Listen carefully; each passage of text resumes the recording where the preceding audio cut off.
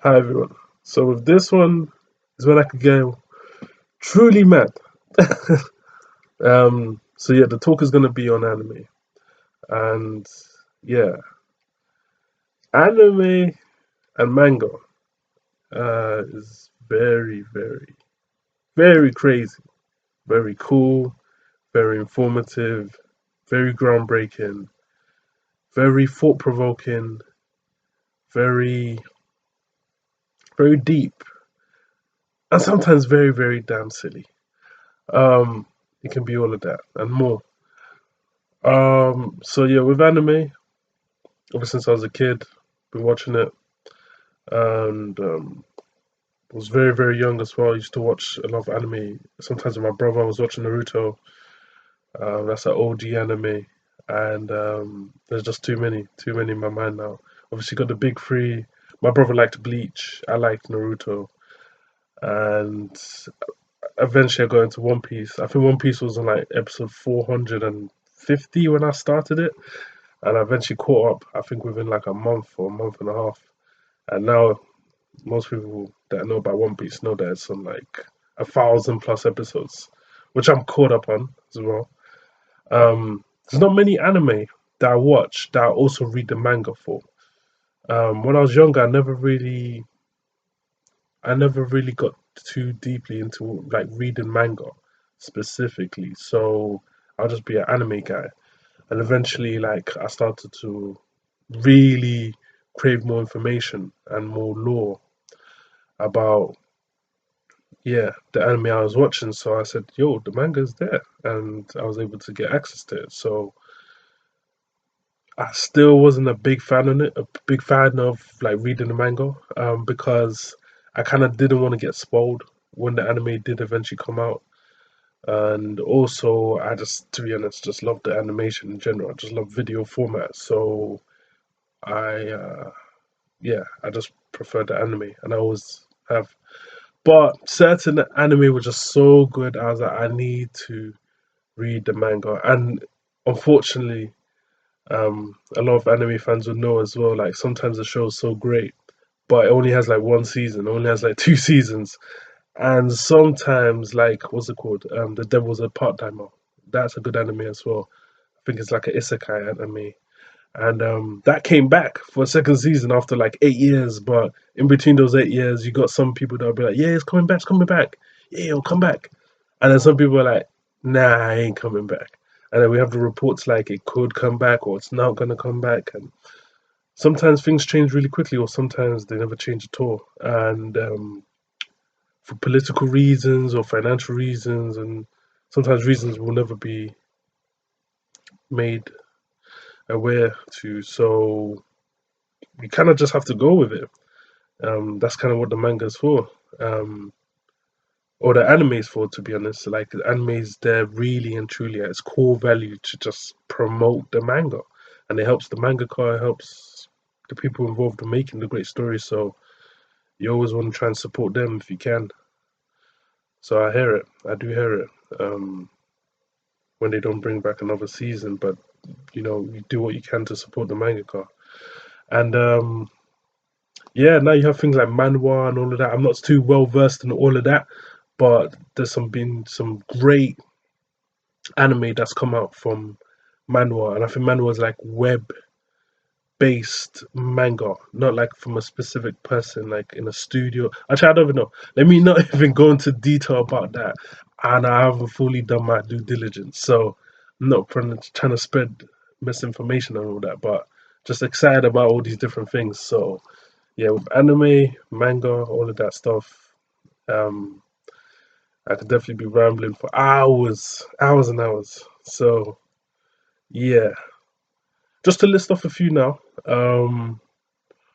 That were really impactful for me. And I love watching every now and then, just back again. Even though like I'm not the type that like once I finish a great series, I go back to watch it again, like after a few months or after a few years. I know some people that go back watch it multiple times, a week later or a few days later. I can't do that. I don't think I could do that. It's really tough. No matter how great the series is, it's just I need that element of surprise of you know, things that I haven't seen, and now I'm seeing it for the first time. Once it's finished and it's still fresh in my mind, no matter how great a series is, I'm like, I can't be watching this all again from the beginning. Nah. So yeah. So going back to like shows that like were a big inspiration for me, just like enjoying the medium of anime and all that, is some 90s shows like we got Cowboy Bebop, got Outlaw Star, and these are anime as well that my brother really told me about. My bigger brother, yeah, he first showed me to like animes like this, and I was like, swear down, like, whoa, this is pretty cool. I'm gonna lie. It's those times when I was getting into anime. It was like early 2000s, coming up to 2010. So I don't even think I would have been bothering with any 90s or 80s anime. And these ones, even to this day, I remember some of the soundtracks, some of the scenes. It's just too iconic. And it's mad, but it's like, especially for me, maybe it's for a few people as well. When you watch an anime, you want to have it in its traditional voice because for me, anime Japanese, when they have the Japanese voice actors, the majority of the time they're just phenomenal. They're just phenomenal. The voice actors and actresses are just phenomenal with their performances. First of all, I just like the Japanese voice anyway, especially in anime. It just sounds so epic. But when they're actually acting out a very deeply emotional scene or detailed scene, that's packed with like information and it's just it's just great. It's just too good to be honest. Like and I say that all to say that basically when you get the English dub version of sets like said scene again in the same anime, it just doesn't feel like it has the same passion or just doesn't hit you the same way, and that's understandable. Like it's their medium, like it's Japanese anime, Japanese culture for the most part with these shows, and like the Japanese actresses and actors, the voice ones can just take it to levels that it feels to me that no other country can do, especially when they try to emulate it. They do well, and it's got better over the years for damn sure. But especially like early 2000s and 90s, and that just certain animes.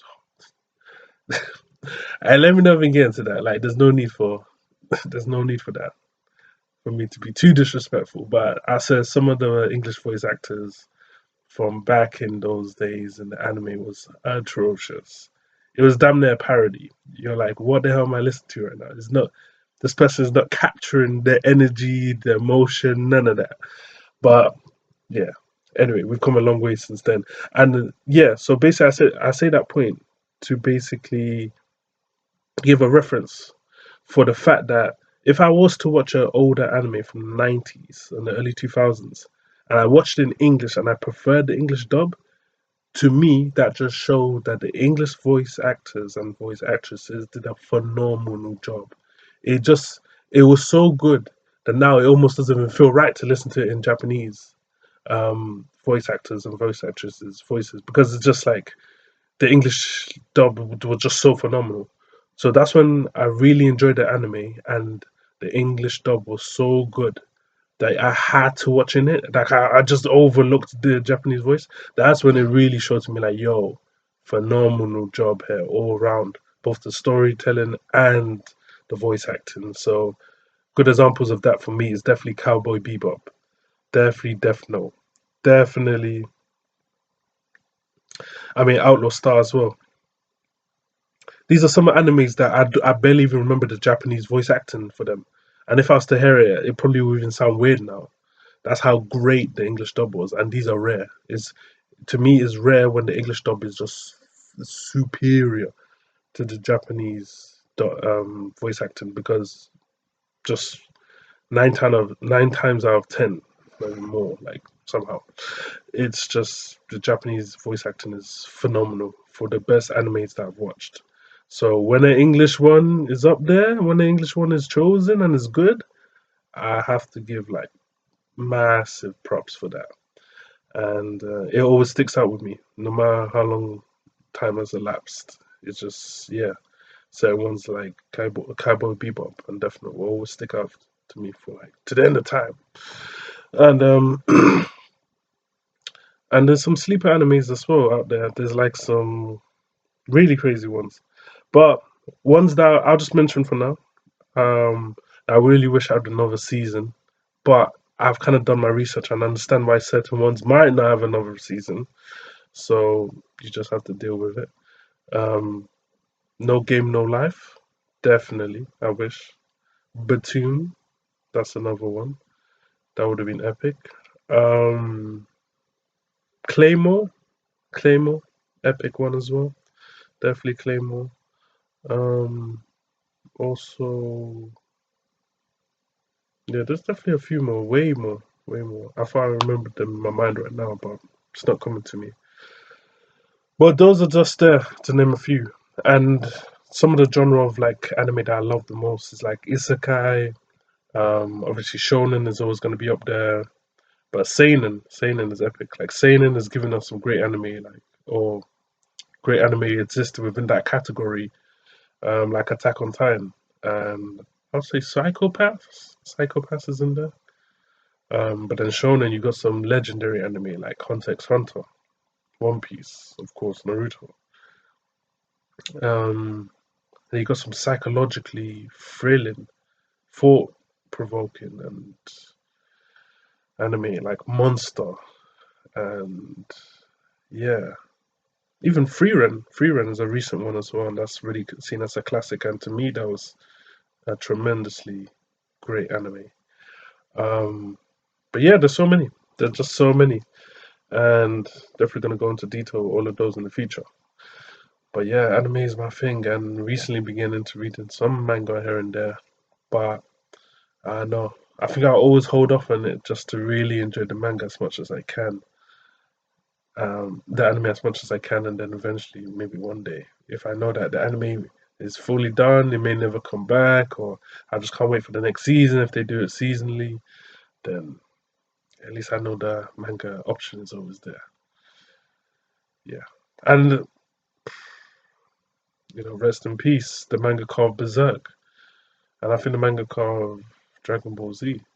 But definitely the manga called Berserk, yeah, so they passed away. He's dead. So his work, I was recently reading that. And obviously, I heard a story about like, yeah, his friend's gonna take on, or a friend he knew from decades ago, and I don't know if his family is involved with the studio that he worked with for years. But that was great to hear. And yeah, Berserk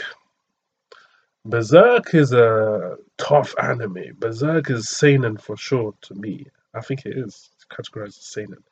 Berserk as an anime is insane. Sorry, more so as a manga because the anime was the old one was originally amazing.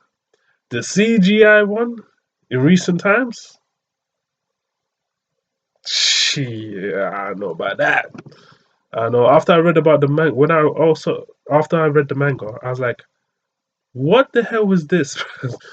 They cut so much stuff that now it doesn't even make sense. They've skipped so much stuff. The animation is just tragic. I mean, it's not as bad as like Seven Deadly Sins animation, but damn, CGI was not done justice there. And a lot of people might even say that in the anime community, like CGI never does anime justice, but there's certain animes out there. There's like some sleeper ones that CGI has been fire with. I forgot the name, but all the characters were like made out of marble, and they were all like female characters. Well, they were female, yeah, but I don't know if they were human. They were like some type of marble crystallized characters. Ah, I'll probably get it at one point in the future, and then I'll be able to say it, but I forgot what the name of that anime is. But they did CGI phenomenally well. But I guess that's quite rare. That's quite rare. Um, but yeah, yeah, it's a little talk right there for anime, and there'll be more to come for sure. So yeah, take care.